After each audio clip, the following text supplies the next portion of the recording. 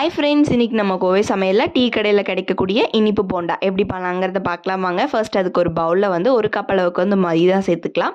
அதே ஒரு கப்பில் வந்து வெள்ளை ரவை வந்து கொஞ்சமாக சேர்த்துட்டு 3/4 கப் அளவுக்கு சர்க்கரை, பிஞ்ச் அளவுக்கு உப்பு சேர்த்துட்டு ஏலக்காய் வந்து தட்டி சேர்த்துக்கோங்க. அது நல்லா தண்ணி ஊற்றி நல்லா வந்து பீட் பண்ணி வச்சுக்கோங்க.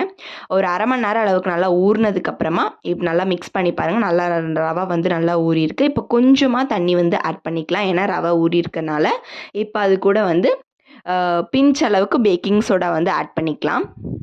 ஆட் பண்ணிவிட்டு இப்போ நம்ம பேன் வச்சு எண்ணெய் வந்து சேர்த்துக்கலாம். எண்ணெய் நல்லா சேர்த்ததுக்கப்புறம் எண்ணெய் நல்லா காஞ்சதுக்கப்புறமா இப்போ நம்ம வந்து ஒவ்வொரு கரண்டிகளை ஊற்றி ஊற்றி எடுத்துக்கோங்க. இப்போ நல்லா பால் மாதிரி புசு புசுன்னு வரும். மேலே திருப்பி திருப்பி விற்று நல்லா கோல்டன் ப்ரௌன் கலரில் ஆனதுக்கப்புறமா எடுத்தோம்னா சூப்பரான டீ கடையில் கிடைக்கக்கூடிய இனிப்பு போண்டா வந்து ரெடி ஆயிடுச்சு. நீங்களும் மறக்காமல் ட்ரை பண்ணி பார்த்து எப்படி இருக்குன்னு கமெண்ட் பண்ணுங்கள்.